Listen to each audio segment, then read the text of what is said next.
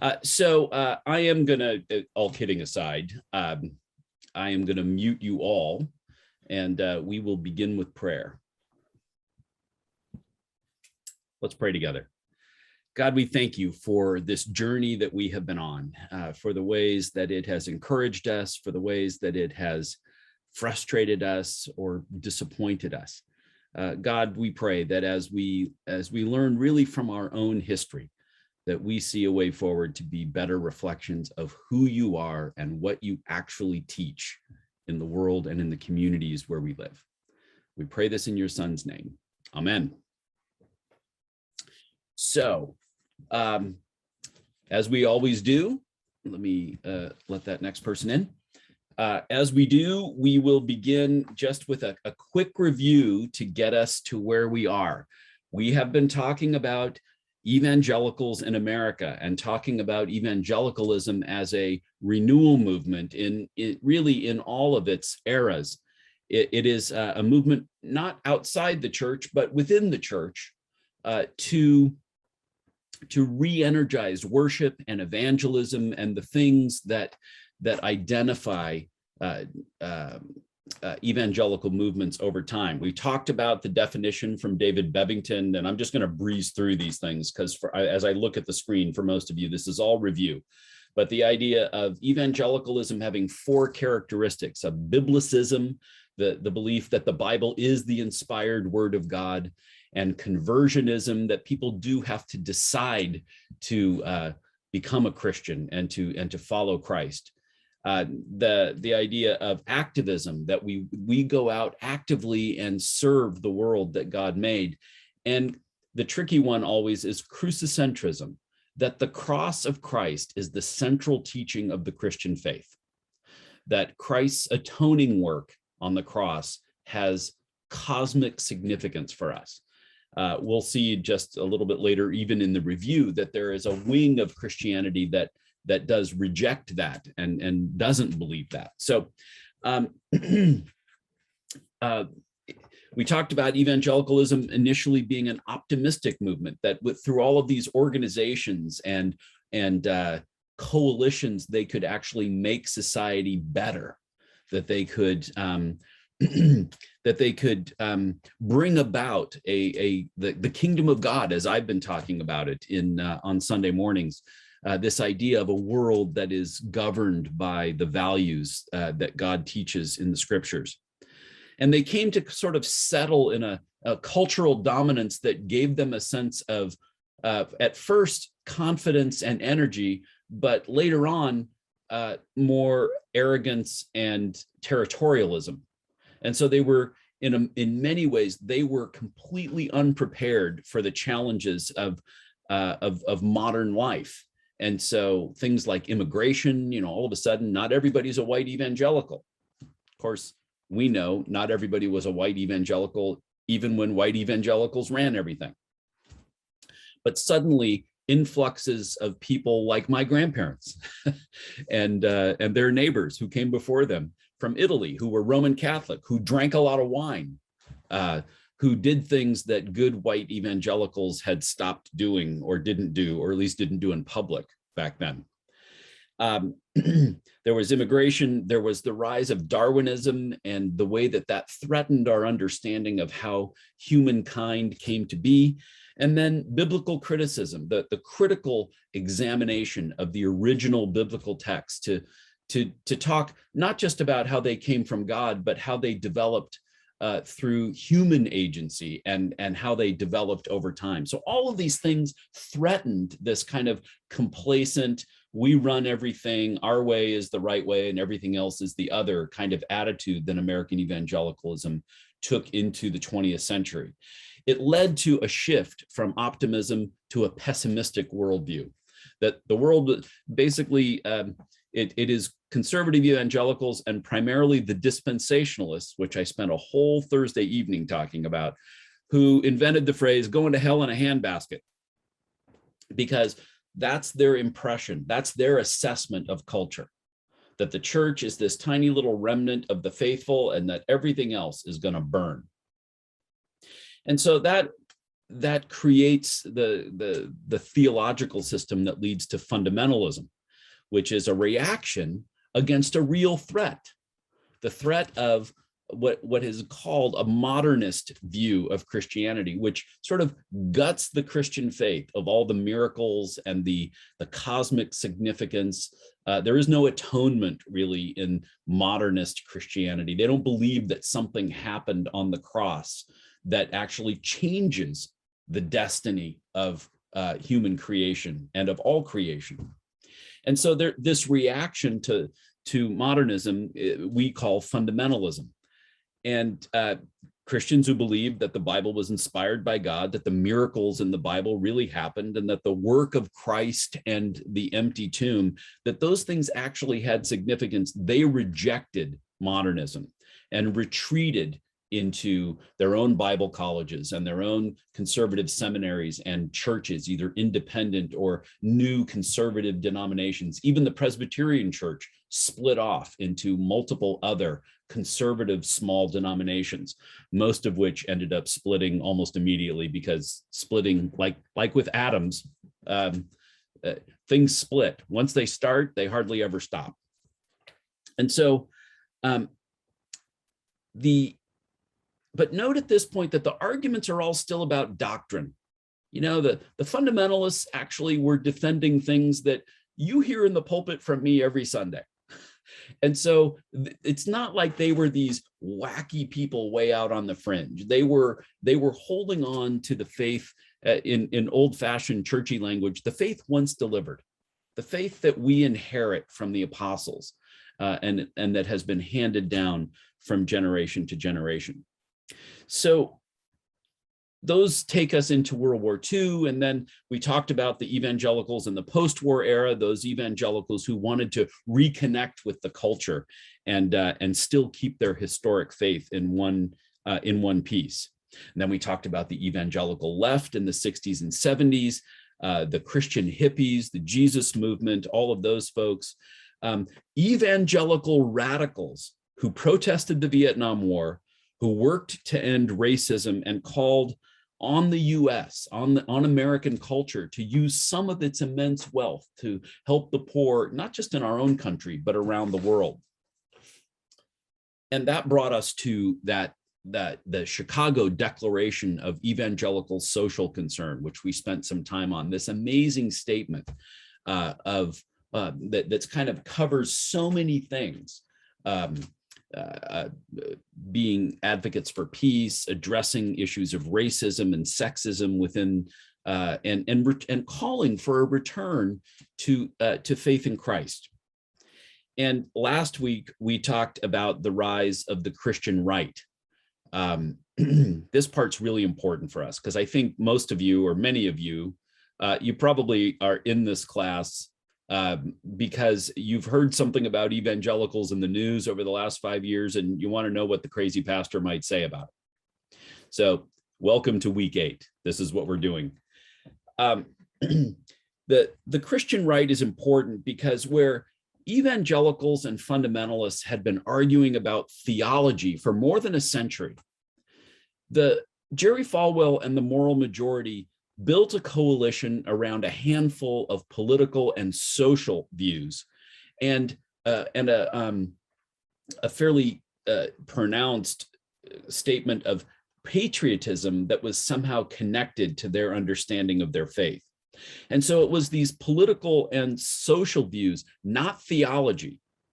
And it became more about patriotism than Christian evangelicalism, even though they kept the brand name. And so here's why this is so crucial. And we spent a long time on this last week, and I just want to remind us of this. In the churches that embraced this new way of engaging the culture, being a Christian came to be defined by what you thought about a handful of issues, about homosexuality or abortion, or a shallow form of America First patriotism, which I've read the Bible cover to cover a couple of times. It's not in there. And so these became the way people defined what it meant to be a Christian, what you thought about. If you were if you were against abortion, and if you wanted to marginalize people who were gay, and if you believed that America had a special called by God purpose in history, then you were a Christian. Now, the problem is nowhere in the Bible is Christianity defined that way. But once you get down a few generations, you've left behind the people, oddly enough, you have left behind the people who understood Christian theology and that definition of Christianity. And you've got multiple generations who have been told that the Christian faith is really what you think about gays, abortion, and America. And that, I just want to suggest, as I did last week, that is a catastrophically stunted understanding of the Christian faith. And so when we look at things like January 6th and see all of these Jesus symbols up there, people carrying crosses, and God and guns and Jesus are on people's t-shirts, emblazoned on an American flag, and all of these things that just look like complete perversions of the faith, they are direct descendants of the shift in 1980 from defining Christian faith as a set of doctrines to a set of political and social views. That part's crucial, because if it gives us a little bit of grace for people now who just weren't taught any better in their churches. Lazy churches, lazy pastors who perpetuated this idea that what you think about reproductive processes and what you think about homosexuality defines the Christian faith.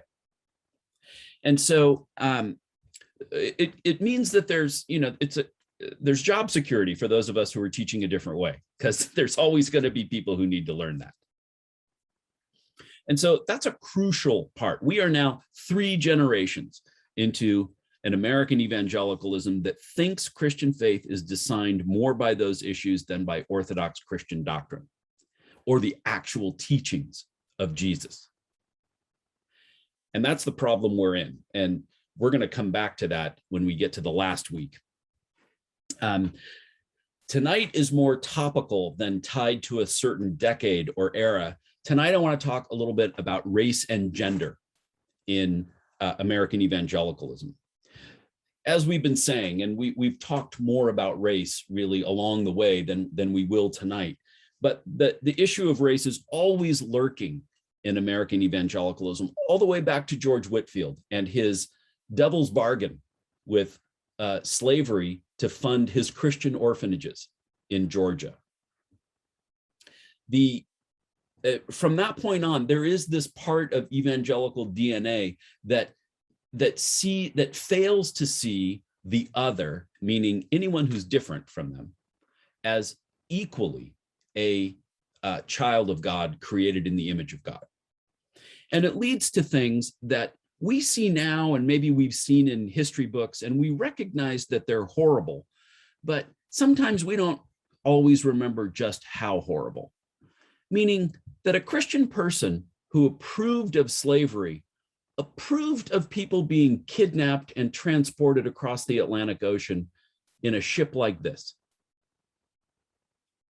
And I just want to say, and I don't mean this with any irony or poking fun at people, but you got to have a pretty misguided view of the Christian faith to think this is acceptable. And so, but this has dogged evangelicalism and American Christianity as a whole for most of our history. And so it's always lurking there. And it's not just in the South, but it is the old Confederacy and evangelicalism in the old Confederacy that perceives any sort of evangelical social action as a threat, because it teaches a Christ-based equality of all races and all people. The issue of gender has a lot more nuance in our history, and we're going to see some of that tonight. And before we get into any of this, I want to acknowledge a couple of things. I'm a 58-year-old straight white man. That's not going to surprise any of you. But I'm teaching tonight on race and gender. And I just want to acknowledge that I get the irony of that. And so I get that, in some ways that makes me unqualified to talk about those things as an insider.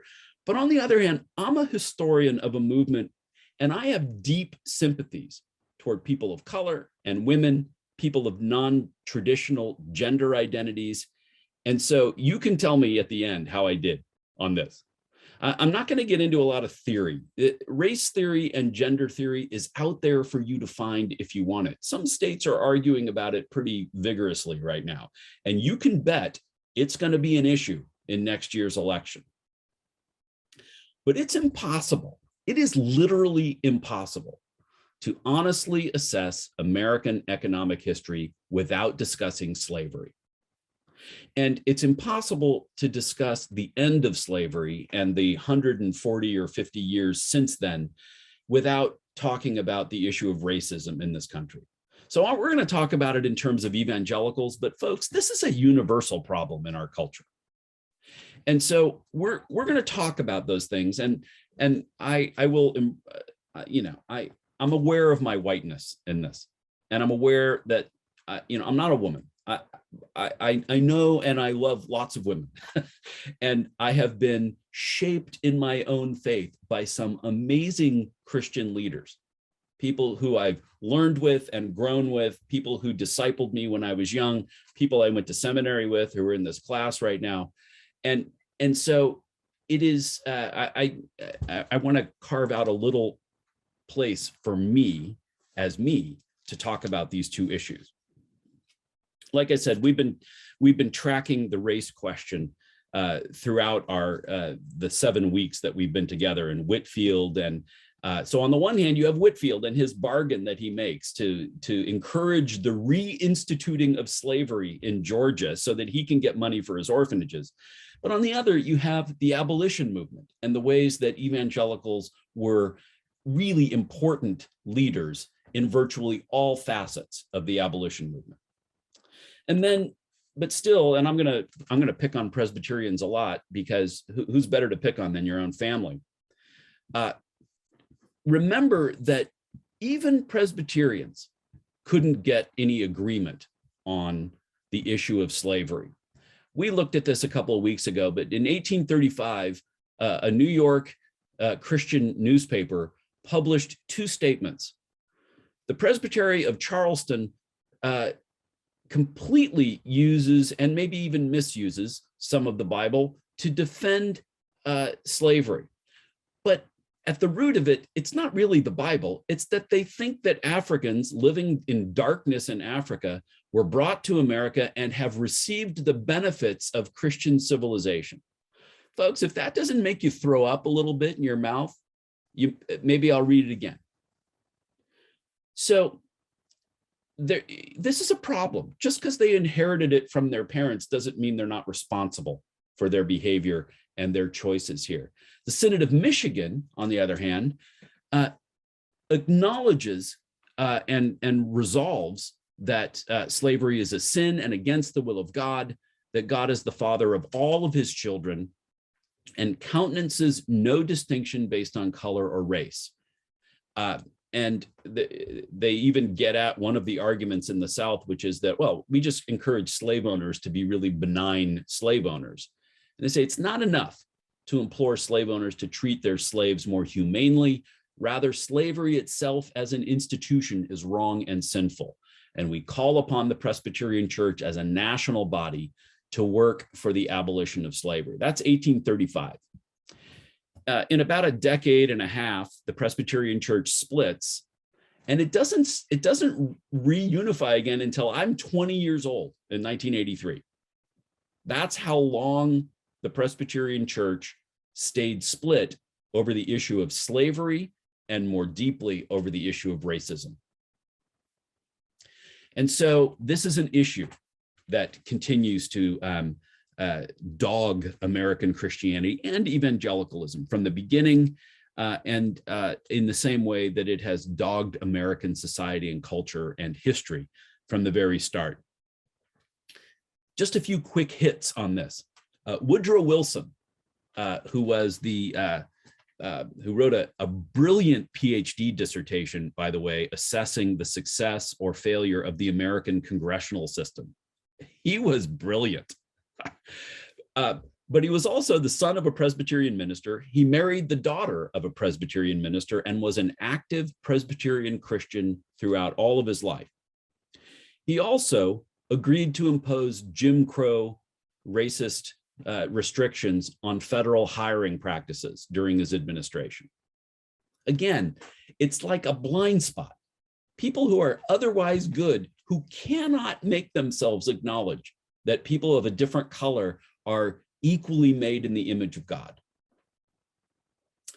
The blind spot for American Christians that we've had to the concept of race has been a problem right from the beginning, right up until this evening. Martin Luther King called 10 a.m. on Sunday morning America's most segregated hour. America's most segregated hour is just right about the time our bell starts ringing and we start our service. That was true in the 50s and 60s. It's still largely true now.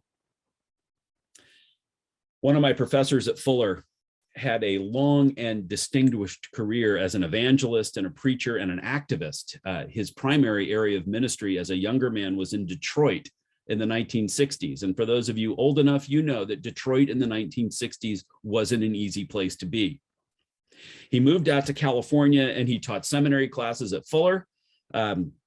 He was a signer of the Chicago Declaration that we talked about a couple of weeks ago. So this is an active, committed evangelical Christian named William Pennell. He told me one time that when I was working at Glendale Presbyterian Church, I invited him to come preach. And what I knew, and what Bill knew even better, was that Glendale had a long and brutal history as a racist town. It was a sundown city, meaning that don't let the sun go down on your black behind or we'll arrest you. And so it was a city that had an unwritten but clearly enforced system of racist behavior toward people of color. When I invited Bill to preach the first time I worked at Glendale Press, this is back in 2004 or 2005, I invited him to preach and he said, "John, if my car broke down in Glendale, I would push it to the next town before I asked anybody for help or paid anyone to help me with my car." Now, then I spent 9 years overseas and I came back, and then for 3 years, I was the interim head of staff at Glendale. And I called him again and I told him that story and he laughed because Bill's a nice guy. And I said, maybe it's time. Maybe it's time for us to do something different. And he did come and preach at Glendale Presbyterian Church. I think he probably choked it back a little bit, but he did come and preach for us and was wonderful and got a great reception there. Here at First Press in SLO, in the summer of 2020, in the aftermath of the George Floyd killing and all of the disruption that was happening during that time, I preached on the parable of the persistent widow. And in the parable, she hounds an unjust judge until he gives her what she wants, which is just justice in the courts. Now, he does it not because he really wanted to, but because he was afraid she was going to attack him if he kept denying her that justice. The parable honors her patience and her persistence. And I commented in the sermon that no one has been more patient in American history than African Americans. Consistently, patiently, persistently, and sometimes less than patiently, advocating for justice in this country. In response, I got a handful of negative letters, my first really good negative letters since I came to this church, including one that I'm going to frame someday after I retire. It's not appropriate to frame now.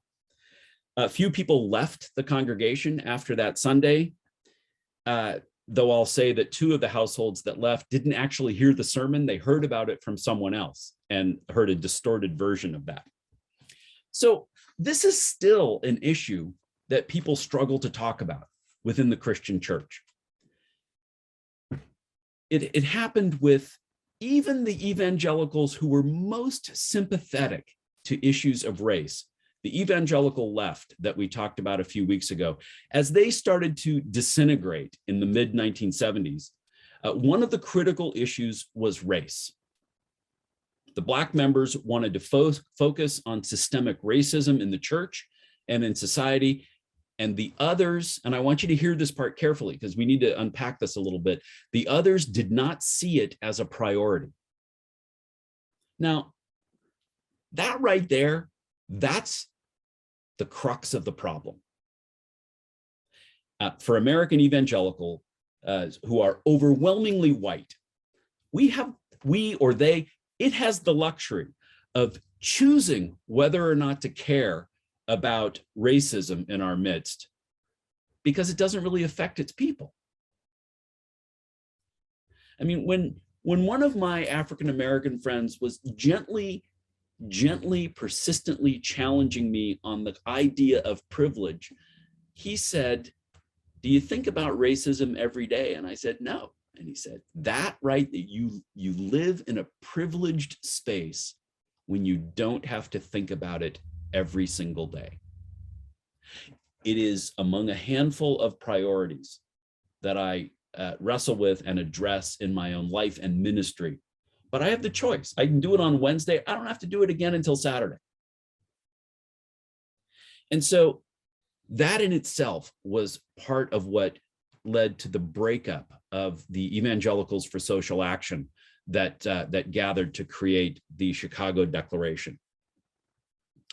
Another group within the Chicago movement that led to its breakup were women.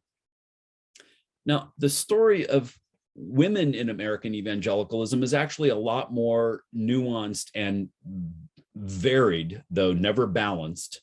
But it was still, they couldn't see why issues of Christian feminism couldn't be front and center if they were going to address a real systemic change in American culture. And so here you have a group of progressive evangelical women pitted against progressive evangelical Black men with progressive evangelical white men running the show. And so the movement breaks apart. And that part is very, very difficult. That's a sad part of the story because it sort of coincides with the rise of the Christian right. And so a better funded, better organized, single or maybe 2 or 3 issue movement managed to crush this other movement in the public space. But the story of women in American evangelicalism is a more nuanced and complicated story than the story of race, which really is more black and white. So we're going to shift a little bit and talk about some of the history of women in evangelicalism. From the earliest days of evangelicalism in Great Britain, women were often at or near the center of leadership. 2 women you ought to know about, and we won't talk about them for long, but I just want to mention their names. I'm going to mention a few names we don't often hear today. Hannah More and Marianne Thornton were evangelical leaders in what is known as the Clapham sect.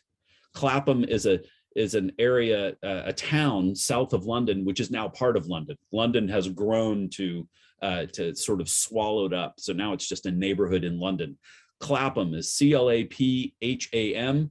The Clapham sect was a group of wealthy evangelical British people who applied pressure on the British Parliament through one of their own members, who was a member of Parliament, William Wilberforce, to lead to the abolition of the slave trade in Great Britain. Women were deeply involved in the leadership and organization and funding of this important movement.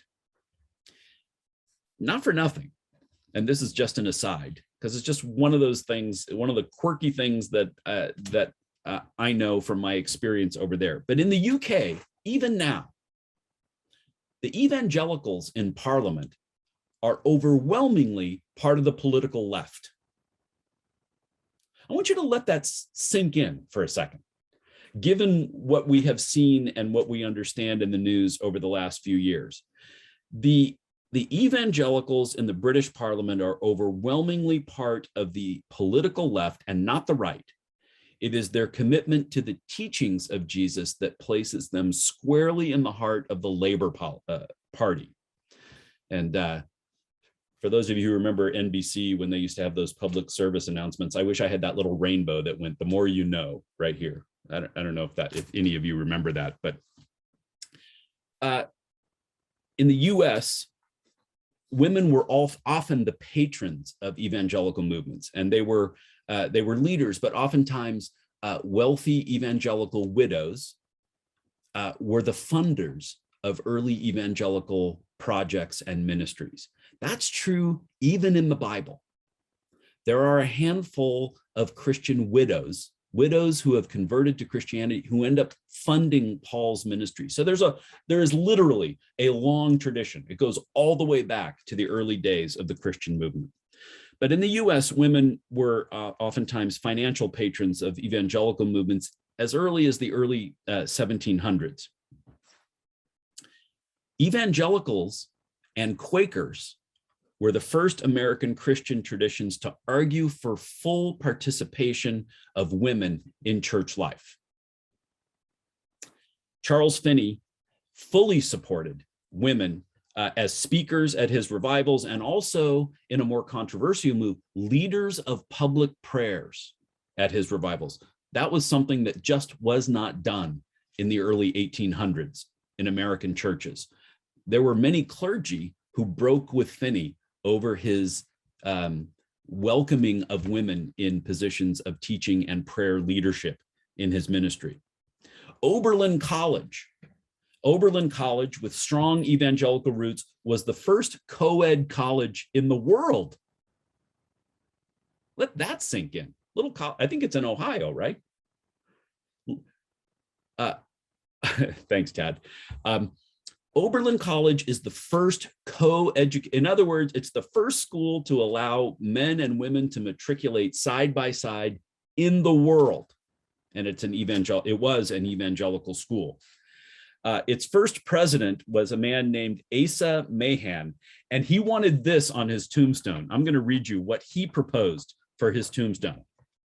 He wanted it to say that he was the first man in the history of the race who conducted women in connection with members of the opposite sex through a full course of liberal education and conferred upon her the high degrees which had hitherto been the exclusive prerogatives of men. So he's a little bit of a blowhard, but he's aware that this is something different, counterculture, and for him, it came as a result of his evangelical faith, not in spite of it. Sarah and Angelina Grimke, we could do a whole hour on them, were part Quaker and part Presbyterian. They wrote extensively on feminism and on abolition. It's in the abolitionist movement that you see many women rise to prominence in leadership. It's worth spending some time in that. If you're curious, I will recommend a book. This is called Discovering an Evangelical Heritage by Don Dayton. Don Dayton just passed away within the last year. He was one of the local saints in Pasadena. He used to roll through and speak at Fuller Seminary, or just kind of hang out in the library and see what students were saying. But that book he wrote when he was in seminary as a way to kind of balance what he was seeing in evangelicalism, even in the 70s, as opposed to its rich history. And I think you'll see a lot of things in there that might be surprising. A lot of this equality starts to change in the early 20th century with the split between fundamentalist traditions and mainline denominations. But even there, we see some variety. I have a book somewhere, I think it's at the office right now, called Fighting Fundamentalism. And it's little biographies of a handful of fundamentalist men who were preachers in the time. And William Bell Riley was one of them. For some of you who have Midwestern roots, William Bell Riley might actually be a familiar name. He started a little Christian college, then called the Northwestern Bible Institute, but now it's Northwestern College. But there's also an RCA Northwestern College in Iowa. And then there's, of course, the real Northwestern University in Illinois. He was a fighting fundamentalist in the 20s and 30s, and he started that college, Northwestern Bible Institute, and women were admitted into the ministerial training program at this fundamentalist college in Minnesota.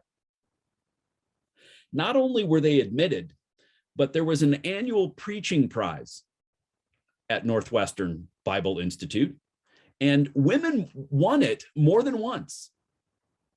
Not just that, but in 1921, this is really at the height of the fundamentalist controversies. The pamphlets, the fundamentals had been printed in 1910. The Scopes trial is in 1925. Everything is really brewing right here. And a young woman wins the preaching prize at Northwestern, and William Bell Riley himself clears the galleys for their college magazine and publishes the text of this young woman's sermon. It was so good. So it wasn't all bad, but it clearly wasn't very good either. The transition of America from a rural culture, an agrarian culture, to an urban culture brought with it more strictly defined family roles. And the church made them even stricter. The church, evangelical churches and mainline churches, taught a sort of saintly domesticity that involved women staying at home and making the home while men went out to these sort of brutalizing, dehumanizing factory jobs. So you could almost have a little sympathy for it if it hadn't just hindered a century of gifted women from being in ministry. But there are still some surprises out there. And one of the things I want to spend a big chunk of the rest of our time in is on this story. Now, some of you know, I spent about 10 years researching American evangelicals in the post-World War II era, especially that group of young fundamentalist men who wanted to shake off their fundamentalism and re-engage society with their evangelical faith. And yes, I even wrote a book about one of those guys, George Eldon Ladd. Incidentally, George Eldon Ladd became a Christian after hearing a young woman preach. Some things you just got to say and then be silent so they sink in a little deeper. So this guy, who spent his whole life as an evangelical Bible scholar, came to faith after a sermon from a young woman. I found her name in an old registrar record at Gordon College in Massachusetts. Her name was Cora Regina Cash. Her name deserves to be out there. But back to the evangelicals in the post-war era, I've always admired the courage that it took for these young men to leave a tradition that considers you dead when you leave, to leave their broken and dysfunctional Christian fundamentalist communities and to try something new. They got university degrees and they led movements that changed the way evangelicalism impacted American culture in the 1950s and the 1960s. Those men are amazing to me. Today, I learned that somebody had beaten them to it. Someone had been doing just what they were doing only an entire generation before.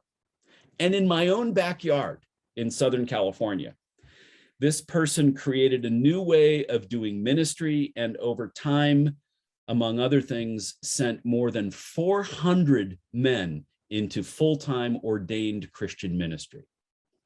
Her name was Henrietta Mears. Now, some of you will know that name.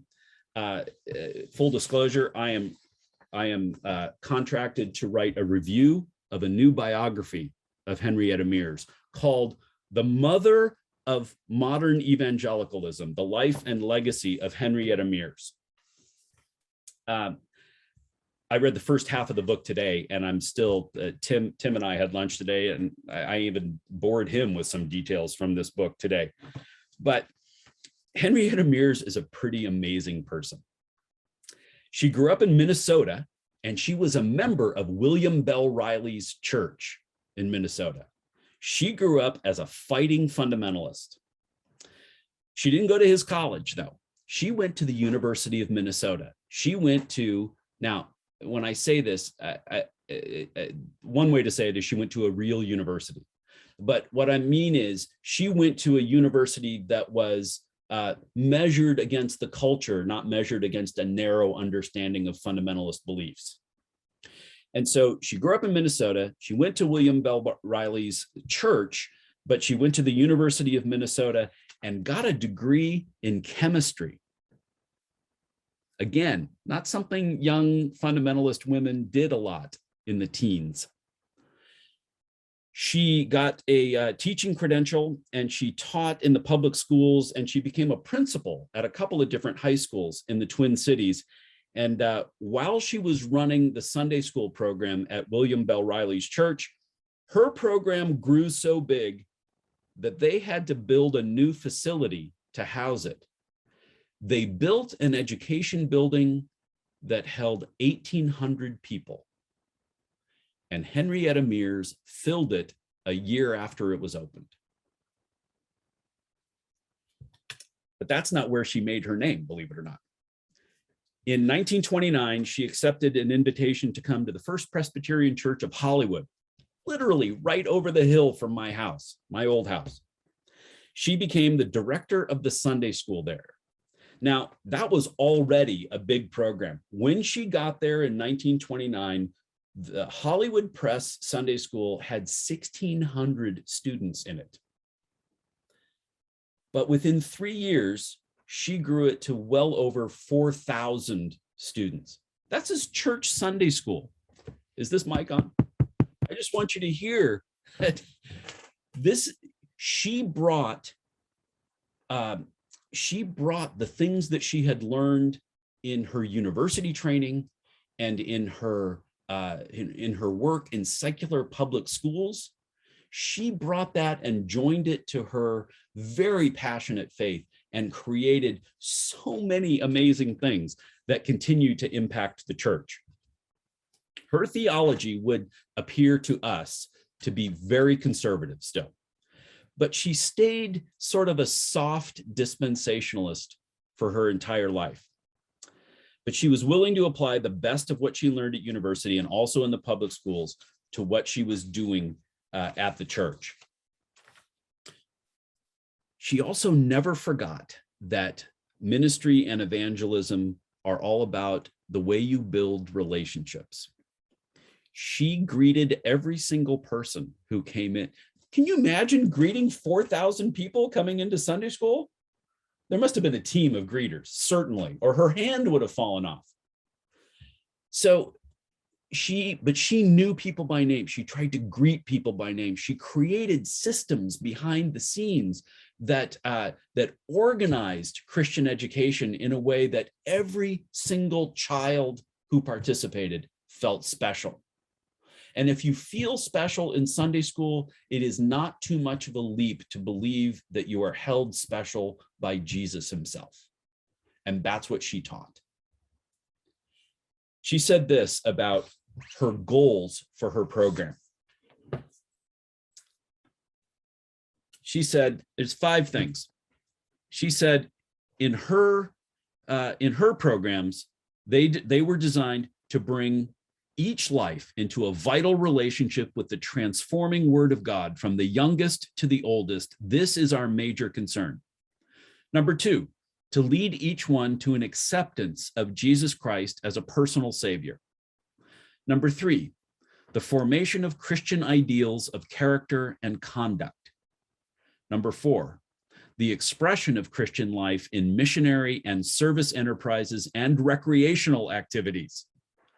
And number 5, to bring people to recognize the lordship of Jesus Christ. Folks, you should hear in those 5 things, you should hear all 4 of David Bebbington's characteristics. the centrality of the Word of God, the need for conversion, the call to activism, and the centrality of Christ's saving work on the cross. She went on, within the first 18 months of her arrival, Henrietta Mears made significant progress toward all of her objectives and laid a solid foundation for her remarkable ministry. The themes she focused on during those initial monthly meetings with her staff remained her constant priorities. First, a genuine concern for the well-being and training of her staff. Two, effective organization and implementation of the total educational program of the church.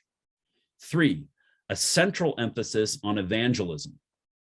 Four, the development of a biblically based curriculum that was attuned to the needs of each age group, that utilized teaching methods that engaged the whole student and that met the wide range of student needs: spiritual, mental, emotional, and physical. Five, the necessity of cultivating spiritual maturity and a sense of service to others. And six, programs and practices that connected the Sunday school student of any age to the work of the larger church body. You know, if it wouldn't be a copyright infringement, I would Xerox that off and present it at the congregational meeting in January and say, that's what we're going to do. She was able to take her secular learning and her committed Christian Orthodox faith and join those together in a way that recognized that we are whole people and that the church is there to love the whole person, even as it teaches about the saving work of who Jesus Christ is. The author of this book argues that Henrietta Mears created the template for the evangelicalism of the post-war era. In other words, that she's the one who laid the groundwork for the men that I had studied in my own doctoral program. When I woke up this morning, I didn't believe that. Now I do. Henrietta Mears is one of the clear saints and stars of the last century of Christian work in this country.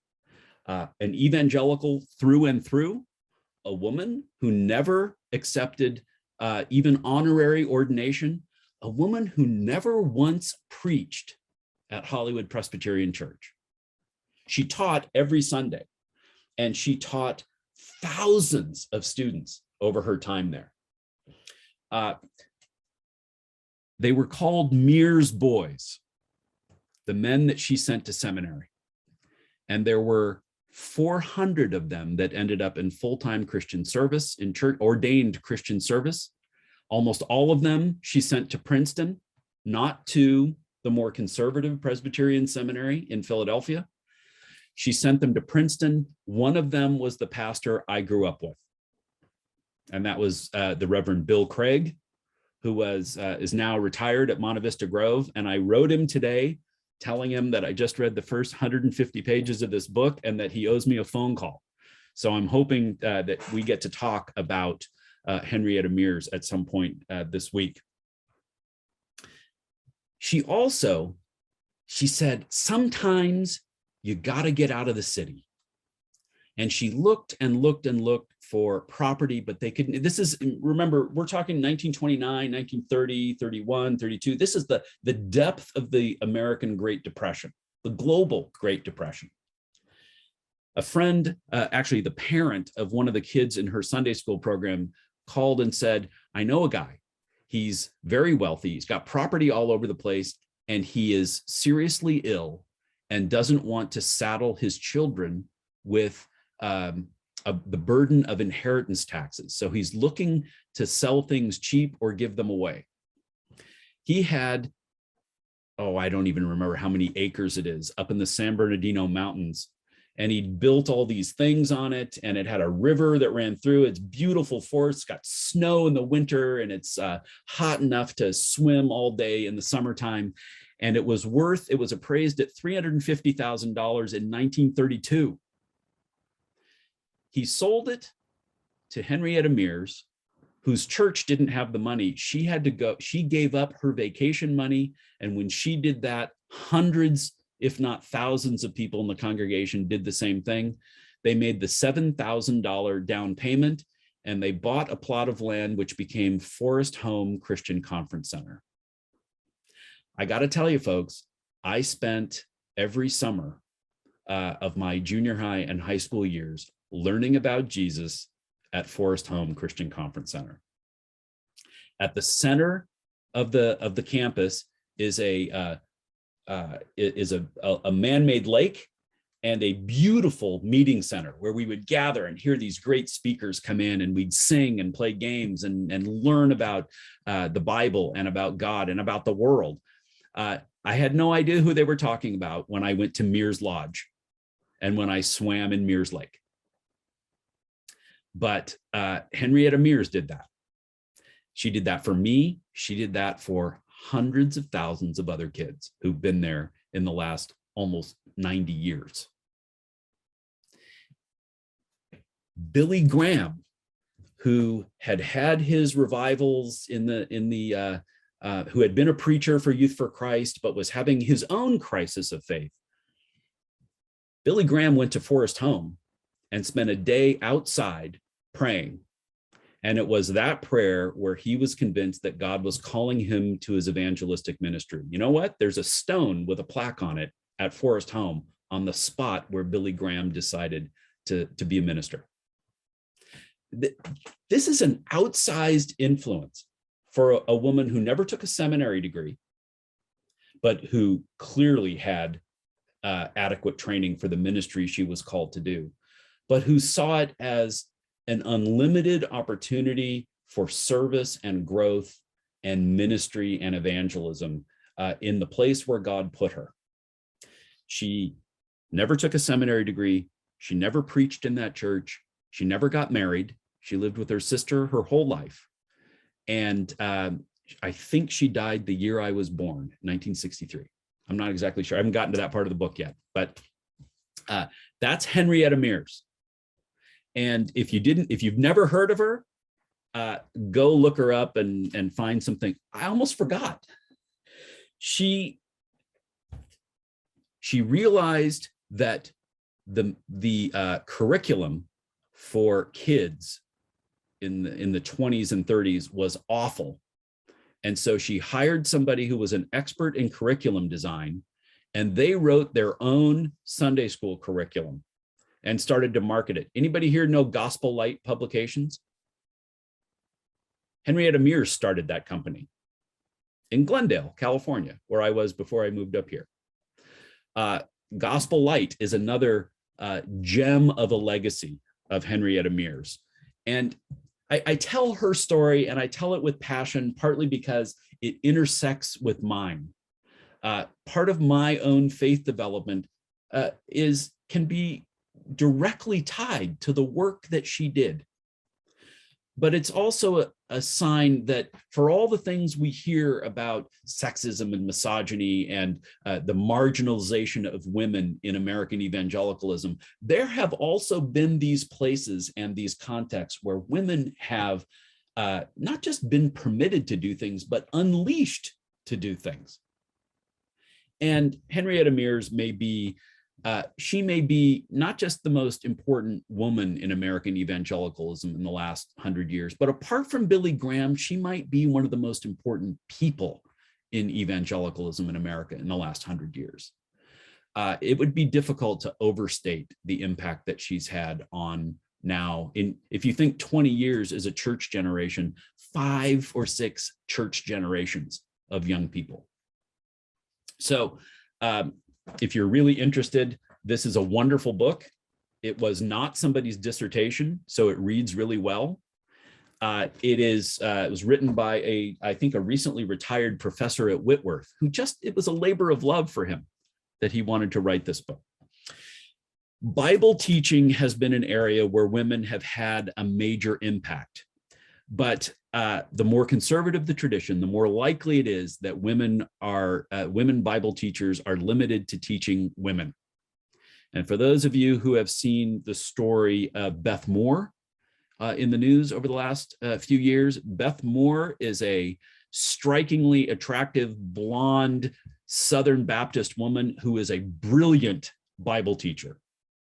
For those of you who have said, oh no, she's one of those Southern Baptist women, I don't want to get one of her, just find her and listen to her for a little bit. She is a wonderful Bible teacher.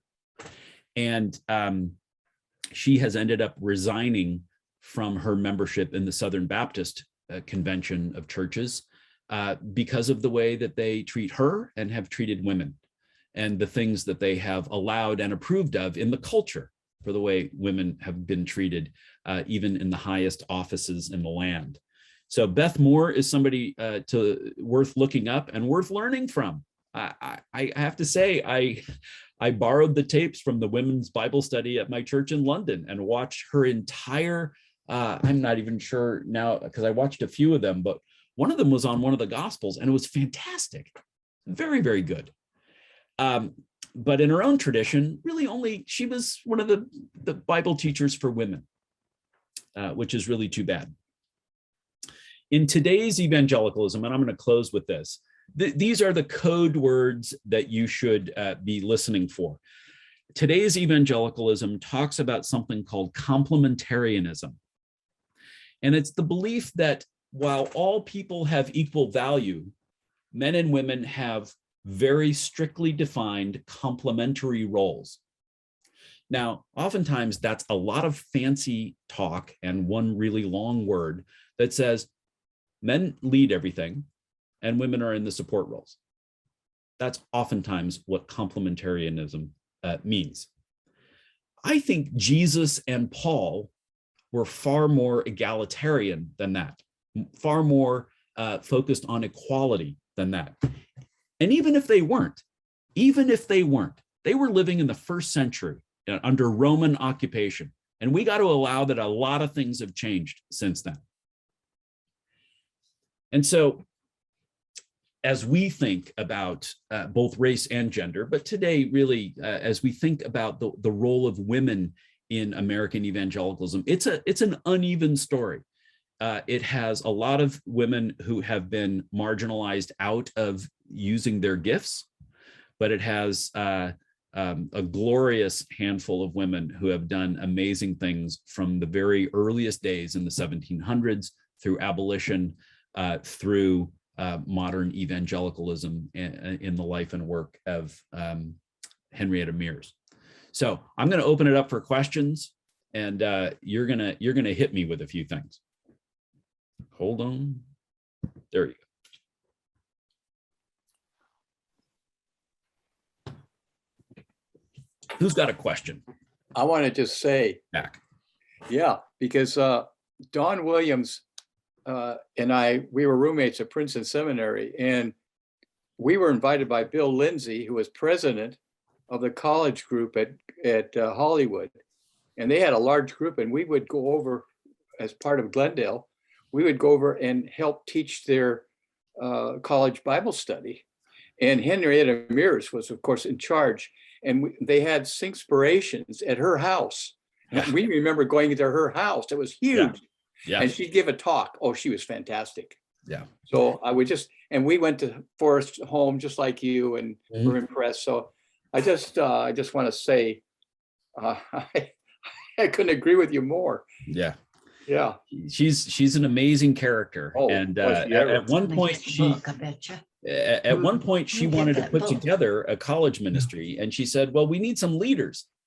So she asked somebody in the group, who's the student body president at USC? Hold on, you guys, you're not muted anymore. She said, who's the student body president at USC? And they named him. And it turns out he wasn't a Christian. He didn't even go to church, didn't have any Christian background to him at all. So Henrietta Mears engineered an invitation to meet him, took him out to lunch. This lady from Hollywood Press takes the student body president from USC out to lunch. He's converted, starts coming to the church, brings half the USC football team. And a couple of those guys end up being pastors. Wow. So it's Don Mumma, if you guys, Don Mumma, who was a UCLA football player, God bless him. And he went to Hollywood Press, and he was one of Mears' boys. He gave up the NFL after being a 4-year All-American at UCLA. He gave up the NFL because it played on Sunday and went to seminary instead. And so there's just story after story like this. Went to Princeton Seminary. He did go to Princeton Seminary. It's funny because Henrietta Mears may have had more affinity to Fuller as an evangelical seminary, but she knew that her proteges would have better, more effective careers in that era if they went to Princeton. Well, Gary Demarest was also one of her boys. Gary Demarest was one of the Mears boys. That's right. Yeah. And Dale Bruner. Bruner, yeah. The numbers are astounding when you think about Sunday school, right? I mean, it's Sunday school, and they treated it like it was it had a curriculum that was as well developed as any public school would have been. They had a plan. They knew if you were going to be there for multiple years, you were going to know these things by the end. They had outcomes. For those of you who have learned teaching prep, it's not just, here's what I'm going to talk about today. These are the 5 outcomes that I have to accomplish by the end of today or by the end of the week. And she would have been tough to be one of her Sunday school teachers, but she had she was an amazing person. So anyway, I clearly can yammer about her for a long time, but who else has a question? I have a question. Anna, please. Oh, sorry. I'm curious, did her Sunday school include adults as well as children? It did. They had an adult Sunday school. They had an adult education program there too, which was also massive. But she focused, her hands-on focus was with college students. That's where she thought she could have the most impact. And it was a gracious, welcoming, but a relentless evangelism that she lived in her college ministry. Luann, please. Did Dr. Monger have anything to do with her? Yeah, actually, Bob Monger. So I've talked about Bob Monger before. Robert Boyd Monger wrote a little pamphlet when he was a young man that's still in print called My Heart Christ's Home. And if you haven't read it, it's a really nice little devotional read. But he was one of the young leaders. He was one of the Mears boys. And he actually helped her secure the property for Forest Home. He's involved in that story. And Bob Monger was my very first professor at Fuller in a class where Luann was the TA. Luckily, she didn't grade me. Let me just make sure there's 2 pages of you here. Anybody else have a question or a comment? Any surprises today? Besides Henrietta? Yeah, Brooke, please.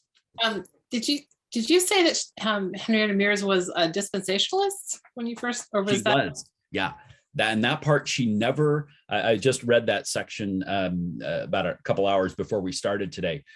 She never really gave it up, but she also. Here's the thing: everybody here, I can see all of you, and you can see me. We all have something wacky about the way we practice our faith. Okay, we're not consistent people. The difference between a fundamentalist and the rest of us is how we engage people who have differences. And so she retained this dispensationalist understanding of the world, which really was a way of breaking human history into eras. It suited her penchant for organization and structure. There you go.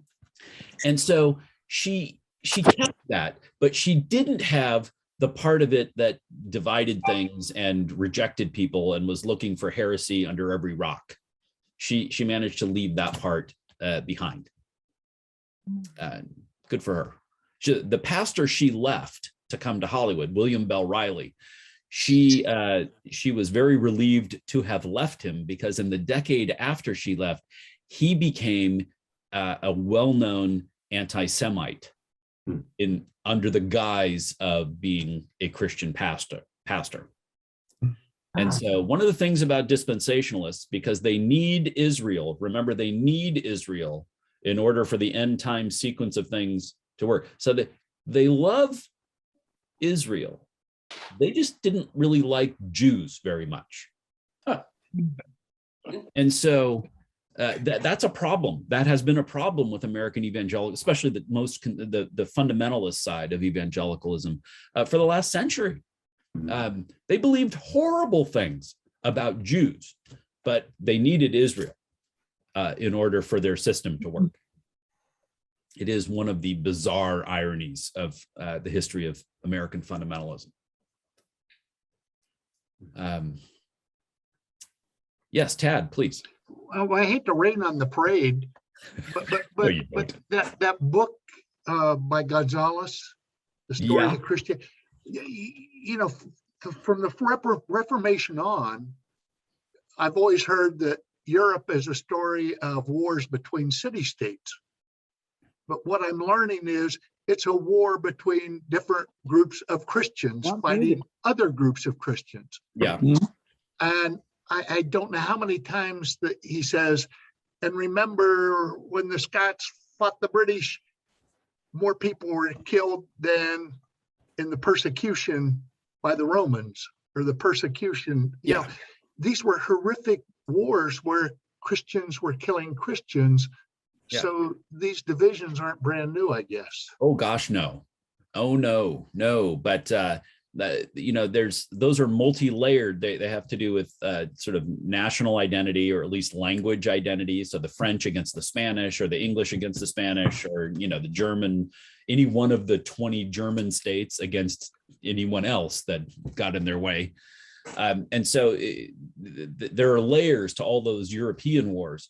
But we have to remember too that the weaponry was different. The numbers might sound horrible, but they're dwarfed by the Civil War, and then certainly World War I, and then awfully by World War II, which end up being secular wars. That's one thing, okay, this is a freebie here, but all of us have heard somebody spout off at a party or a bar somewhere, more people have been killed in the name of religion than for any other reason. It's poppycock, and that's just because I can't say the other word that I mean. The religious wars of the 18th century and the 16th century and even into the 19th, they're amateurs compared to the secular tyrants of the 20th century, Mao and Stalin and Hitler. And so the numbers, they're not even in the same magnitude. So don't let anybody tell you that, that those are fighting words, because that's just bad history. And it perpetuates this weird distrust or dislike of religion in general, which it earns in some things, but not there. If religious wars, and we're seeing it now, happen in our day and age, as contrasted to in the past, do you think you could still make that comment? Oh, sure. I mean, if we were doing it now with the tools we have now for warfare.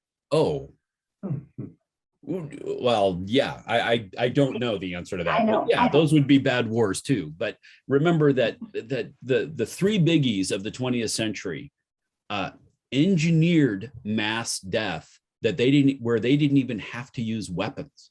Yeah. Part of the plan for the Nazi invasion of the Soviet Union in 1940 involved encircling an area and starving 10 million people to death without firing a shot. Yeah. And so the rest of the tyrants in previous century, they're pikers compared to the three biggies in the 20th century. You're talking about three guys who could be responsible for as many as 75 million deaths. Three guys. I don't know how that could be. I heard that, and let me do the numbers. So the Germans engineered the deaths of about 22 million Soviet Union people in the Soviet Union during World War II, either through combat or starvation.